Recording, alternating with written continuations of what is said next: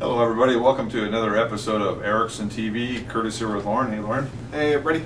Hey Lauren, I found this article yesterday on the internet in Yahoo News. It's actually by Matt Sadensky of the Associated Press, but it's interesting because, and actually the title of this episode is going to be called 100 or Bust. Okay. And we'll get to why I titled it that at the end, but well, interesting thing was we've been hearing about the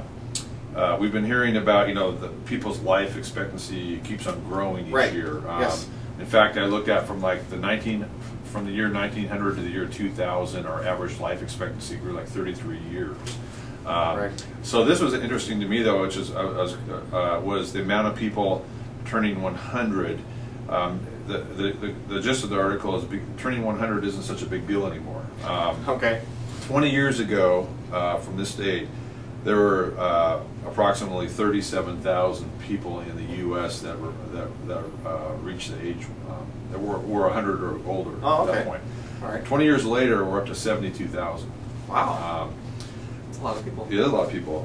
Now the fascinating thing is that the census has come up with some estimates for what that's going to look like by the year 2050.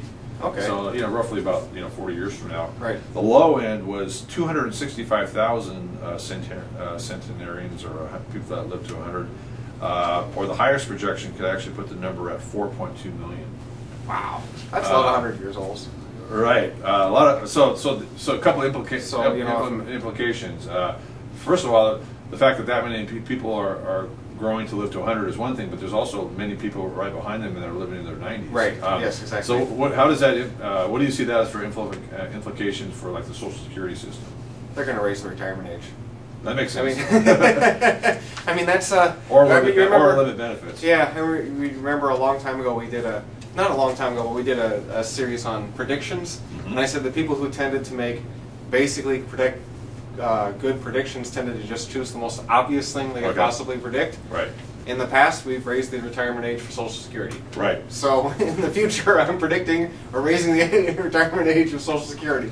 So for anybody who has any sort of hopes of retiring early, yeah, I would. Much more difficult. Yeah, I wouldn't be relying on Social Security to fund. So and one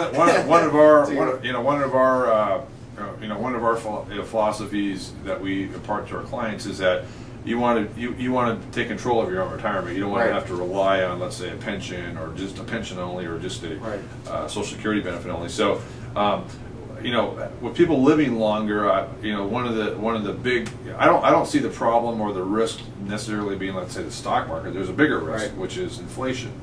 What is the implication of inflation and people living that long? Right. So this is interesting because this deals with an issue that I was just talking about with one of my clients, and a lot of people are worried about like when you say pensions. For the most part, what does that mean right now? It means government employees. I mean, most of the people who still have defined benefit pensions are government employees, and so there's a big concern.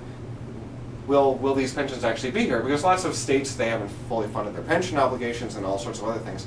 And actually, I've looked it up, and Washington is one of only 4 states that's actually consistently fully funded its pension obligations. So that part is good. But the other part is that the longer your lifespan is going to be, the longer you have to go out into the future. If you have a pension that just pays you the same fixed rate and never goes up by inflation, inflation. There's only a very small probability that we will ever go back to a situation where there's long-term deflation. Right. That could happen, but nobody wants that. It wouldn't be good for anybody, and we have a very simple way to stop it from happening. Right. We just print more money. Well, yeah, and just like even 2 years ago was probably the closest we got to that point, because it happened for a short period of time. We had a little bit of deflation, and then right back to normal. And but now, just speaking about inflation, speaking about just currently right now, even though the economy doesn't seem to be booming, I think most people are realistically feeling some impacts of inflation. Yes, yeah. Now prices are definitely rising, and even though the rises have mostly been confined to a few small areas, those are pretty important areas.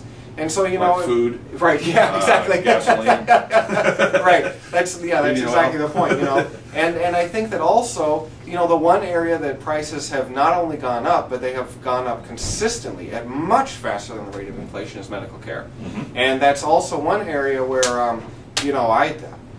this is not a political point at all, but I wouldn't expect government programs to give you the kind of medical care that you may want in the long-term future. In the long-term future. That's not, you know, I don't think that has nothing to do with my politics or anything. That's just, I wouldn't want to stake my future on that. So when you look at the fact that medical care has been going up so quick, the cost of medical care has been going up so quickly, you know, if we are looking at much longer-term time horizons, and if people are thinking to themselves, well, how am I going to live in my 90s, assuming I live that long? Because you're not necessarily, you know, medicine advances. You're not necessarily going to be just some person who, you know, isn't aware of anything by the time you're 90 years old. You could be living, you know, into 90s and be very mentally capable, very aware, you know, physically able to do things, and you might require a lot of medical care to keep up that mental awareness and that ability to go out and do things. Well, and that's going to be expensive. Yeah, well, I titled this episode 100 or Bust because we don't want you to be busted financially if you get to age 100. So,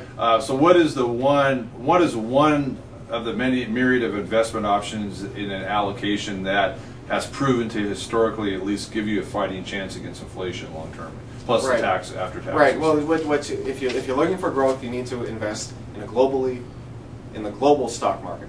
Diversified stock portfolio. That's what has the chance of growth. And we're not saying all of your nest egg, but a portion. Yes. Okay. That has one thing that's proven to be something that will fight inflation and allow you to not bust by the time you get to 100. So I want to thank you all for watching this interesting episode, and we'll see you next time on Erickson TV. Bye now. See you next time.